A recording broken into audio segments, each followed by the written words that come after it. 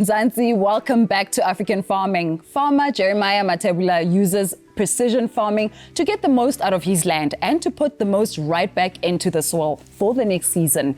His cattle operation is an impressive one. We could all use a little advice on getting the most out of the resources we have. Our resources here in studio are some familiar faces in agriculture, and they are here to share their expertise. Welcome, everyone.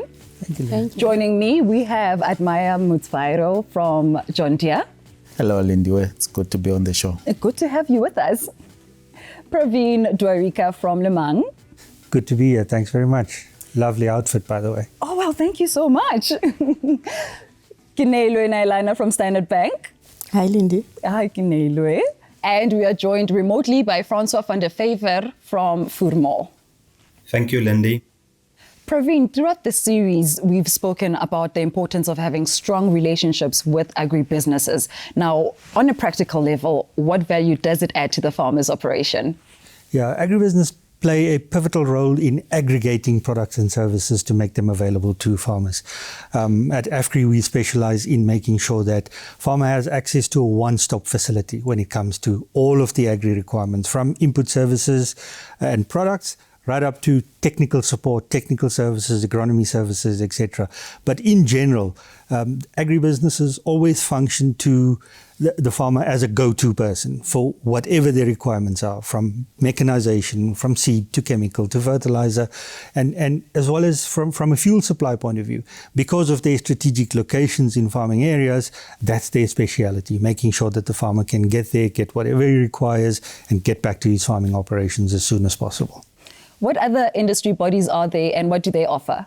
So we know the importance of information in farming. And these industry bodies are a key source of that information, whether it's research, whether it's technical information, information specific to the crop types that a farmer specializes in. These industry bodies are the knowledge providers and the resource providers to make sure that farmers have access to these information, but up-to-date information as well.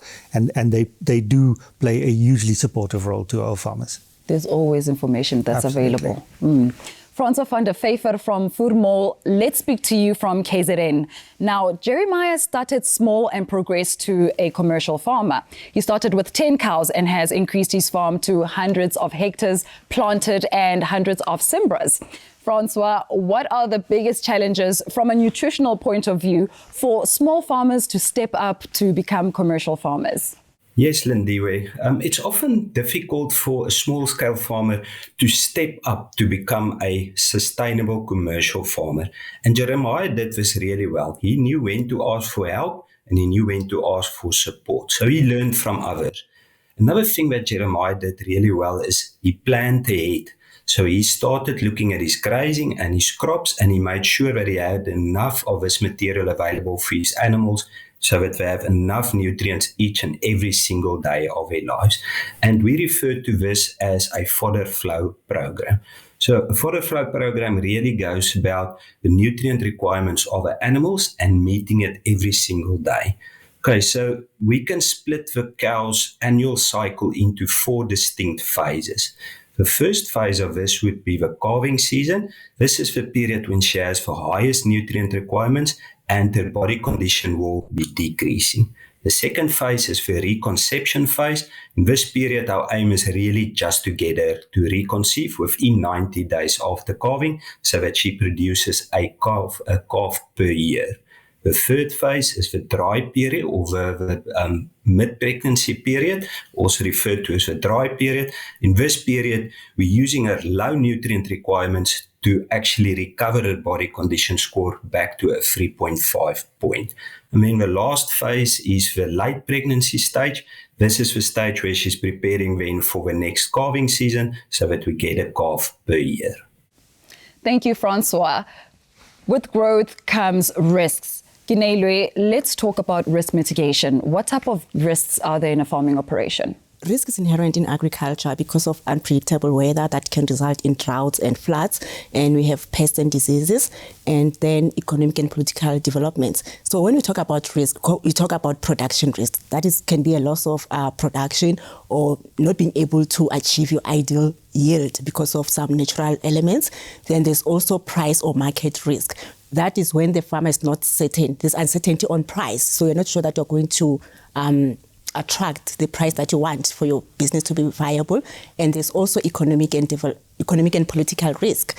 That basically, as we've seen recently in the country, can be unrest or riots, and can also be change in policies or significant change in the exchange rate. But now, how do you manage all those risks?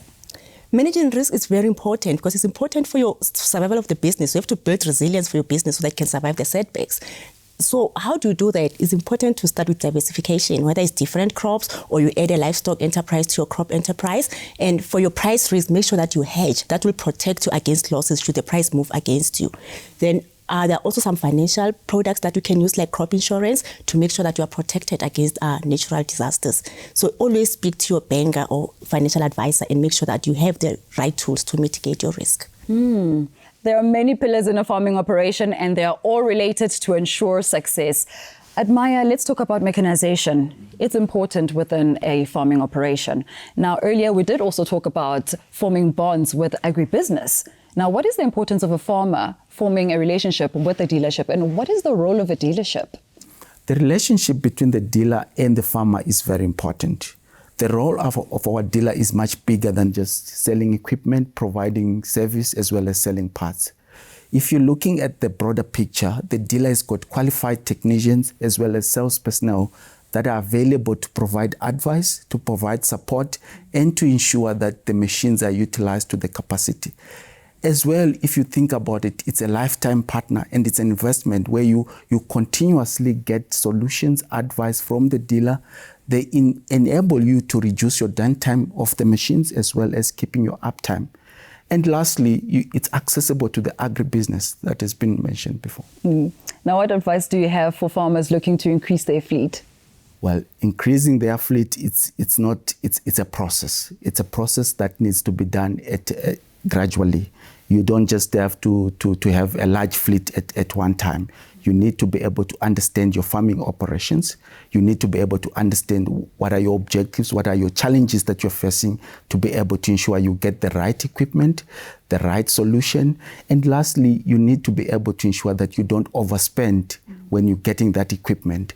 By doing so, you're getting the right equipment at the right time. And each equipment that you get, you're getting it and understanding how you use it and what you can actually do with that machine. And the next machine that you're getting something that is going to add value to the current fleet that you have. So it has to be a process, not only a once-off that you do. And of course, all that advice and support is available at your dealership. Thank you everyone for all your valuable contribution, and also thank you to Farmer Jeremiah. We wish you abundance and success in your farming endeavors. And to you, Mzansi, thank you for watching. And I hope you have taken just as much as I have from our visit to Farmer Jeremiah and from our discussion here in studio.